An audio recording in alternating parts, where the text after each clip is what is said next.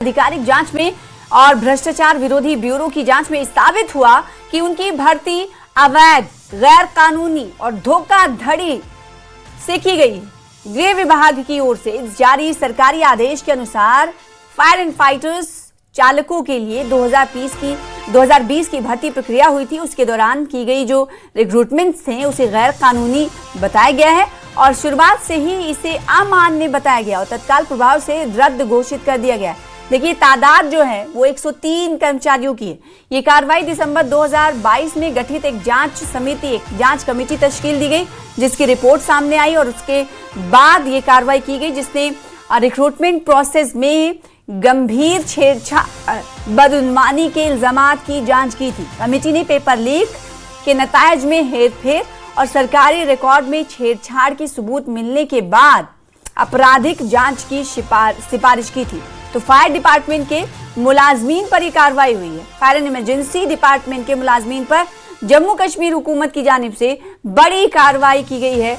130 मुलाजमीन बरतरफ किए गए हैं। ये बड़ी खबर आपको जम्मू कश्मीर से दे रहे हैं। इसी खबर को तफसील के साथ समझने के लिए रुख करेंगे श्रीनगर का। हमारे साथ सरोज कफील, हमारे संवाददाता, हमारे नुमाइंदे जुड़ रहे हैं। साथ ही सरोज, ये बहुत बड़ी खबर है। 130 मुलाजमीन का आंकड़ा कम नहीं होता।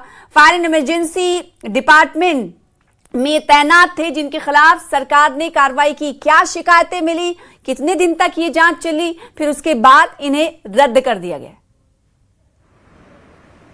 बिल्कुल सही कह रहे हैं आप सना। सबसे पहले तो इसे मदर ऑफ ऑल स्कैम्स कहा जाता था जम्मू कश्मीर का, और ये मामला जो है ये बेसिकली 2016 में इम्तिहानात दिए गए थे फायर एंड इमरजेंसी एस्पिरेंट्स की जानिब से अक्रॉस जम्मू एंड कश्मीर, जिसमें फिर 2020 में ये 106 कैंडिडेट्स सिलेक्ट हुए थे, एस्पिरेंट्स जो है ये सिलेक्ट हुए थे। उसके बाद हमने देखा लगातार किस तरह से जो डिजर्विंग एस्पिरेंट्स थे वो वक्तन फवक्तन, स्पेशली 2022, 23, 24 में पूरा मन प्रोटेस्ट करते रहे, मुख्तलिफ कॉर्नर्स पे गए और उसके बाद यहाँ पे हुकूमत भी नहीं थी। तो एलजी एडमिनिस्ट्रेशन के पास जब वो गए इस धांधली के हवाले से, तो उन्हें एक आश्वासन मिला कि ये केस जो है इसको एक क्रिमिनल केस की तरह ट्रीट किया जाएगा और वहीं पर जो यहाँ anti corruption bureau Jammu and Kashmir है उनकी भी इन्वॉल्वमेंट रहेगी।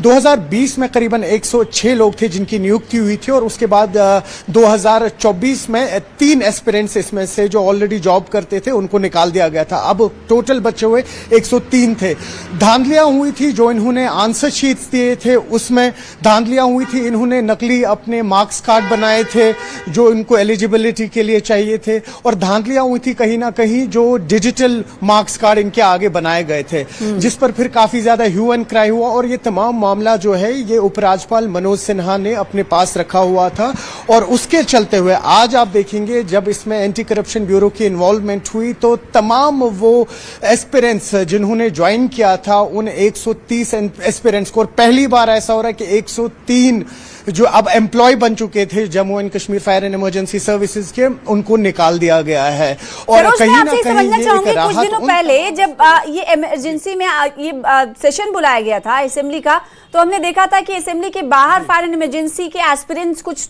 प्रोटेस्ट कर रहे थे। क्या ये उसी से जुड़ा हुआ मामला है?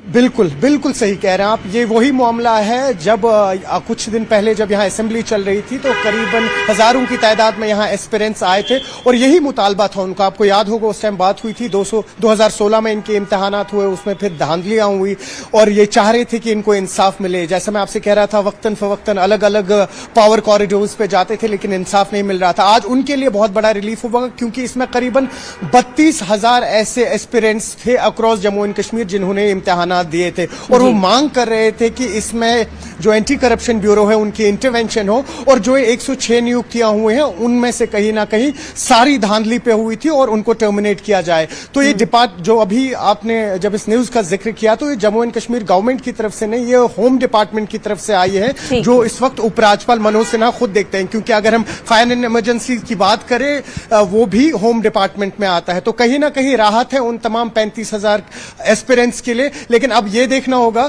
कि अब आने वाला जो ये रिक्रूटमेंट प्रोसेस है वो कितना फेयर रहेगा और उसमें क्या जो डिजर्विंग कैंडिडेट्स है उनको चांस मिलेगा या कहीं ना कहीं फिर कोई सियासत इसमें खेली जाएगी। जी तो क्या ये माना जाए, क्योंकि जो एलजी इंतजामिया की तरफ से कहा यह जाए कि बड़ा एक तरह से कदम उठाया गया, जिसके बाद आज उन लोगों को थोड़ी सी राहत जरूर मिली होगी जो इसकी मांग कर रहे थे कि गलत तरीके से जिनकी तैनाती हुई थी, जिन्हें तैनात किया गया था, रिक्रूट किया गया था, उनको रद्द किया जाए, बरतरफ किया जाए। और अब क्या ये माना जाए कि कोई जल्द ही कोई प्रोसेस निकाला जाएगा जो उस वक्त जिन्होंने एस्पिरेंट्स ने एग्जाम दिए थे और जिनके नंबरात अच्छे आए थे तो उनको फिर से एग्जाम की प्रक्रिया शुरू की जाएगी? किस तरह का हो सकता है ये अमल? कुछ अंदाजा लगाया जा सकता है क्या सरोज? बिल्कुल सही कह रहे हैं, बिल्कुल सही कह रहे हैं, क्योंकि जब भी हम एस्पिरेंट्स से बात कर रहे हैं पिछले 3 साल से लगातार उनकी स्टोरीज कर रहे हैं तो वो चाह रहे हैं कि फिर से एग्जाम्स हो और इसमें एक ट्रांसपेरेंसी आए। लेकिन सबसे बड़ा मुद्दा देखिए सना यहाँ पर क्या है, कई सारे लोग अब इसमें ओवर एज हो चुके हैं जो एलिजिबल नहीं है टेस्ट देने के लिए, तो क्या उनके लिए कोई प्रावधान किया जाएगा वो इंपॉर्टेंट है। और दूसरा, अब आप देखें कि कल ये एक बहुत बड़ी खबर बनेगी और क्या जो ऑपोजिशन है इस वक्त फिर से वो इस वक्त सीएम उमर अब्दुल्ला की गवर्नमेंट को घेरेंगे। और लेकिन कहीं ना कहीं पॉइंट यहाँ पर इंपॉर्टेंट है कि जो ओवर एज हो गए जिनकी गलती भी नहीं थी, क्या उनके लिए कोई खास प्रोविजन रखा जाएगा इन इम्तिहानों के लिए? लेकिन वो आने वाले दिनों में ही पता लग पाएगा। बिल्कुल, क्या छूट होगी जो ओवर एज हो चुके हैं, यानी उनका उम्र निकल चुकी है जब उन्होंने एग्जाम दिया था, और अब वो उम्र की उस पड़ाव से जो हद उम्र थी इस एग्जाम को लेकर उस सबके पढ़ाव में बढ़ोतरी हो गई है, तो क्या उन्हें कुछ चांस मिलेगा? देखने वाली बात होगी। बहुत शुक्रिया सरोज हमारे साथ जुड़ने के लिए, इस खबर पर ज्यादा जानकारी देने के लिए। फिलहाल आगे